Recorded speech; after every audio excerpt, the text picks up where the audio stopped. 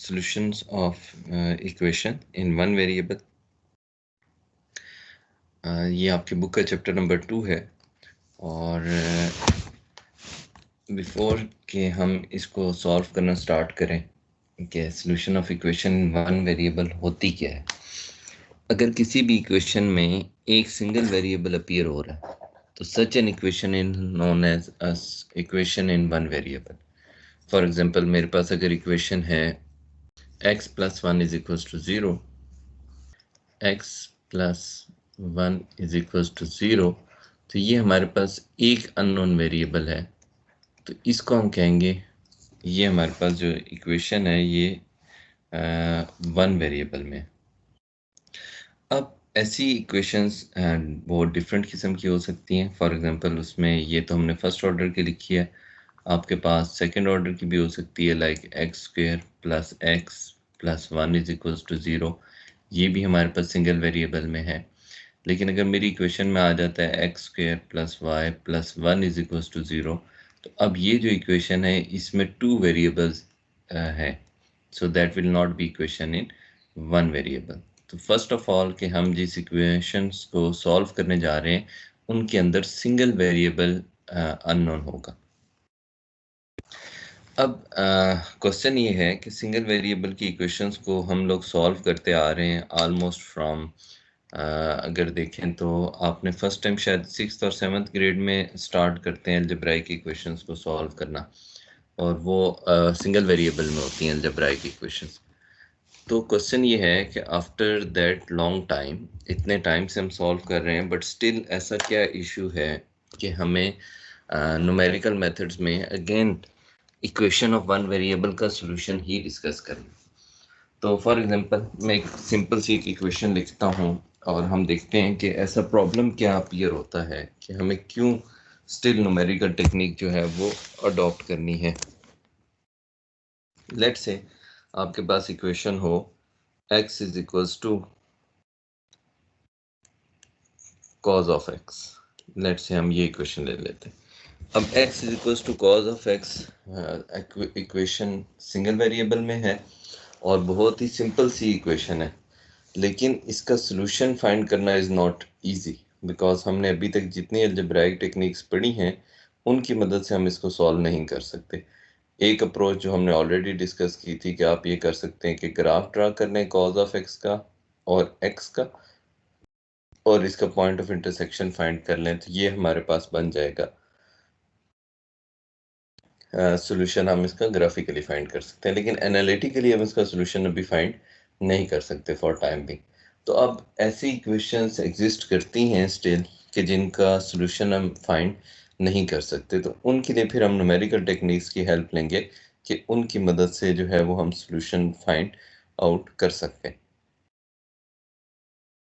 अच्छा, यहाँ पे हमारे पास एक डिफरेंशियल इक्वेशन है जो कि पॉपुलेशन को रिप्रेजेंट करती है, किसी भी स्पीशी की जो पॉपुलेशन है, और इसमें यहाँ पे ये जो लैम्डा अपीयर हो रहा है ये पॉपुलेशन ग्रोथ फैक्टर होता है, या जिसको हम कहते हैं बर्थ रेट।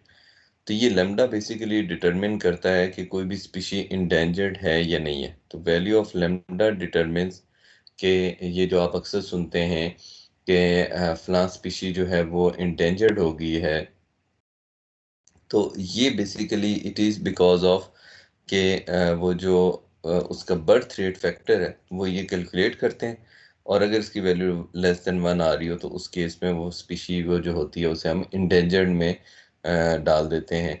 और फिर जो कंट्रीज़ हैं वो इमिग्रेशन का जो डिसीजन है कि कितने इमिग्रेंट्स अलाउ करने हैं या नहीं करने, वो इसका डिसीजन भी इस लैम्डा फैक्टर को देखते हुए लेते हैं।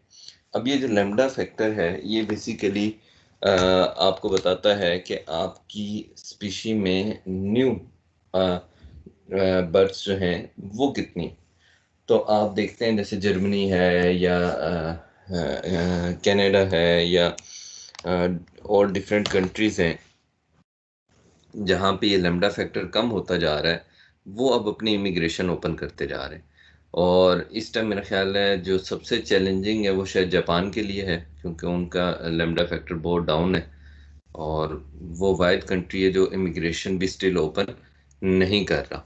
तो अगर ये एक सर्टेन लेवल से डाउन हो जाए तो उसके बाद आपकी स्पीशी जो है वो ख़त्म हो जाती है। जैसे हम बहुत सारे एनिमल्स के हवाले से देखते हैं कि जब वो इंडेंजर्ड हो जाते हैं और आप उनकी दोबारा कोई सेंचुरी बिल्ड नहीं करते और उनकी पॉपुलेशन का कोई प्रॉपर या ब्रीडिंग का कोई प्रॉपर मैकेनिज्म नहीं बिल्ड किया जाता, तो आहिस्ता आहिस्ता वो स्पीशीज जो हैं वो ख़त्म हो जाती हैं। रिसेंटली लास्ट ईयर अगर आपने देखा हो तो एक लास्ट वाइट राइनो था जिसकी डेथ हो गई है। दो के they did try to store, और कोशिश इन्हें की है कि उसको जो डीएनए है उसको स्टोर रखा जा सके और थ्रू सम मेथड उसको रिवाइव किया जा सके, but that is a challenging task.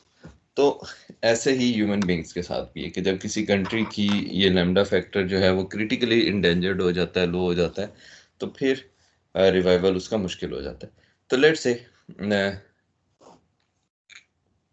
यहाँ पे हमारे पास एक पॉपुलेशन है जिसके इंडिविजुअल्स की तादाद इनिशियली जो है वो हमारे पास एन नॉट है, और फिर फर्स्ट ईयर के बाद उसकी तादाद जो है N1 है, और इतने इमिग्रेंट्स जो हैं वो ले लेता है 4,35,000 इंडिविजुअल्स जो हैं उनको इमिग्रेशन दे दी जाती है।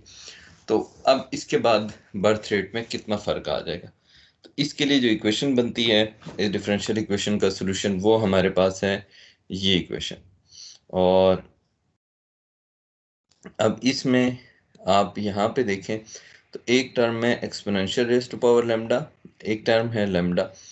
अब यहाँ से हम लैम्डा को सेपरेट नहीं कर सकते। जैसे हमारे पास यहाँ पे प्रॉब्लम थी कि हम एक्स को सेपरेट नहीं कर सकते, वैसे ही हमें यहाँ पे भी प्रॉब्लम फेस करनी है कि हम लैम्डा को सेपरेट नहीं कर सकते। तो इस केस में जब आप लैम्डा को सेपरेट नहीं कर सकते तो what you can do is कि अब आप बर्थ रेट की जो वैल्यू है वो डिटरमिन नहीं कर सकते। अब एक ऑप्शन जहन में ये आता है कि हम यहाँ पे लॉग ले लें तो एक्सपोनेंशियल ख़त्म हो जाएगा, लेकिन अगर आप लॉग ले लेंगे तो इस पे लॉग अपीयर हो जाएगा, लॉग ऑफ लेम्डा।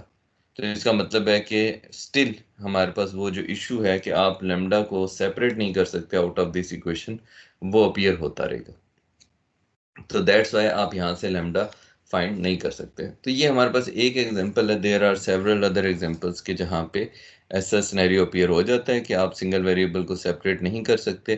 तो इस टाइप ऑफ इक्वेशंस को सॉल्व करने के लिए फिर हम जो टेक्निक यूज़ कर सकते हैं वो है हमारे पास बाइसेक्शन मेथड।